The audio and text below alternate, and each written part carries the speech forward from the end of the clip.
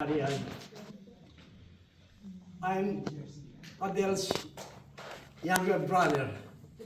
I'm already old, but I'm still his younger brother. And I like to speak for, I came here to say goodbye to him and also speak for my other brother, Riley, Fiorello, my sister, Violeta, and Sister Lily, who could not come, but I'm sure they want to say the same thing as I would tell. I have my own story about my older brother, and I'm sure my brothers and sisters will have their own stories about him too. Different kinds of stories. As a younger brother, I always look up to him and respected him. Back then in the Philippines, when you were little boys and girls, as soon as you can start walking, we were already out in the street playing all the time. I always wanted to play with my older brother, Adel. But he was always away with the other bigger boys. And he was always playing outside, always in the river. He likes to be in the water all the time. In our town, we have a beautiful town of Pagsanghan and a beautiful picturesque Pagsanghan River. In that river, I remember my mother and my sister. Mothers would be washing their clothes in the river, in big river rocks and boulders. And we boys will be playing in the water, catching fish, or playing with just hitting each other in the water. So we had a good time, always all the time, during that time when we were young. I remember we would walk down from our house to the river. Along the way are beautiful flowers, fragrant flowers, and fruit trees. We would always climb trees to pick up fruits for our morning snacks. That's all we get, you know. We have to climb trees to get our snacks. Or pick up fruits that are falling on the ground. So we had a beautiful day. We have a happy day all the time, almost every day, playing outside until our mothers would go, "Hey, it's time to go eat." But we were always outside. But my older brother, he was a very good swimmer. He can swim across the river. He was the fastest. And he can swim against the rapids also. He was always the fastest, and he would catch fish all the time. So he can beat anybody in swimming. That's why even when he went all, he became a swimmer also in college. But he only for one semester because he did not really want to go to college. So he quit. He wants to join the United States Navy. That's why. So I could remember him, and then each time he would be away, but always bringing food for us and always playing with us.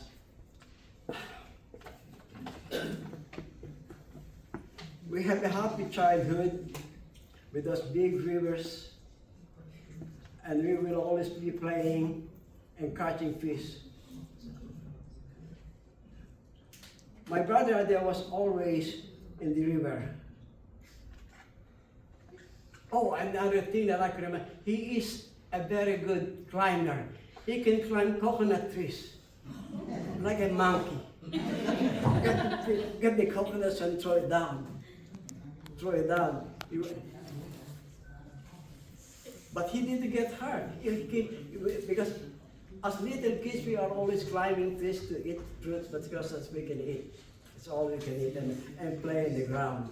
And play with water, and along the way we would pick up flowers, with fragrant flowers, where we make necklaces for the girls. And during the evening, we would watch younger men serenade younger women in front of the houses, hoping for the girls to open the window. The worst thing is when it's the mother and the father would open the window and drive them all away. So we had always had fun all the time. But all of these things here, our happy childhood were interrupted when World War II broke out. Okay? And as a young man, he was always away. We did not know. For most of the time during the war, we didn't know where he was. We just assumed that he was with one of our relatives, and we thought he was lost. But then again, my greatest moment when I saw him again when the Americans came back to liberate our town, I saw him marching with the American soldiers. In fact, he was sitting in a jeep with an American officer in uniform, but the uniform. So the American soldiers found him and kept him, and they used him as a scout to show them where the Japanese were hiding. And also he learned how to drive early also the jeep, where he would drive and bring food and supplies to the soldiers on the front line. They liked him so much, they called him Pee-wee.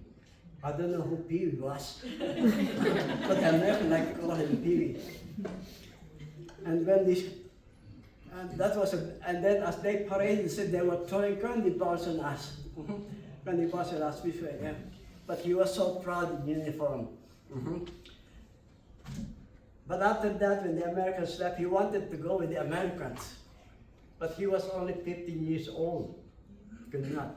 So he tried to join the Navy to be able to go to the United States with the Navy. We would line up in the naval base in Cavite to get a chance to take the exam and test so we could be recruited. Most of the time, we were called to take the test, but most of the time we would fail. We could not pass the test. Read American, it's English. So, but my brother Adelardo was so persistent. I was giving up, but he said, no. Every day we would line up and ask the other people who was taking the test to ask them what questions were asked and what are the answers. Every day we would go there, and he would collect all those questions and answers. So pretty soon we have a lot of questions and answers that we memorize. So we finally passed the test. That's how we passed it. We passed the test, but next was a physical exam. He passed the physical exam, but I failed. I could not pass the exam. So he was very happy. And then, when he was about to leave to be sent to San Diego for training, I said goodbye to him. I know I was better, but he told me, brother, just study, finish high school, and go to college. I think that was one of the best advice I got from him during that time. And I did.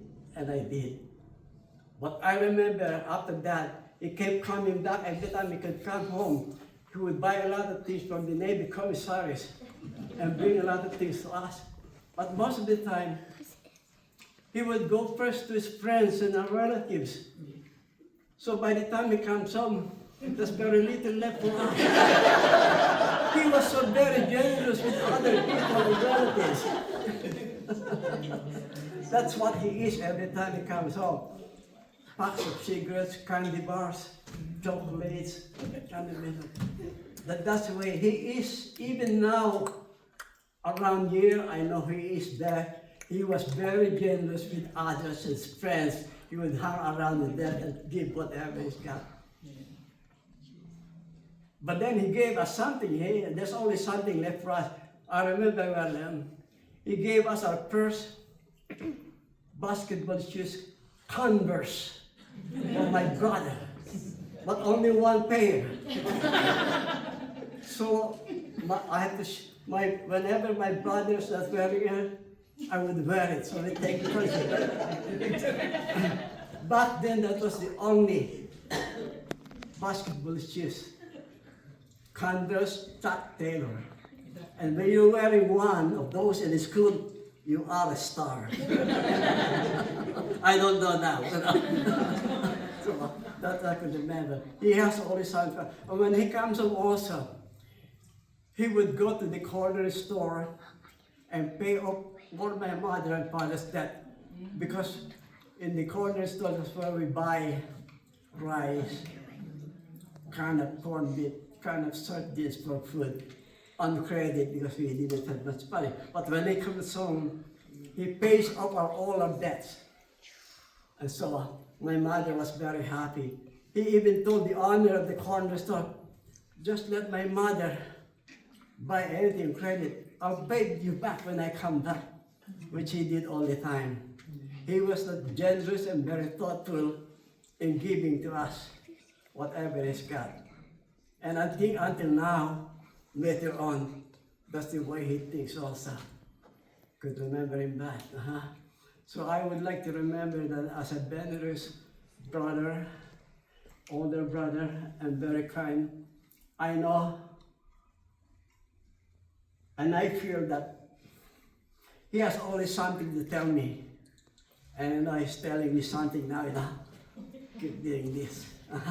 That's why I promised him, all right, I'll say goodbye to you, I'll come and I'll see you again. I always see him as something that you could suspect, very kind and likable by everybody. Likable by everybody. And with your children, with his children and grandchildren, you can see what has happened to him. He was very proud, and we are very proud. All of us who are left behind, my other brothers and sisters, are very proud. And we always liked to see him, but like I said, he was always away. But now we see him. And I think that's always what he wanted to do, just go away. And he left. Until he could not, I know he could not walk, but now he doesn't walk. He must be flying out there.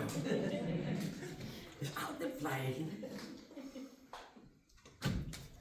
Thank you.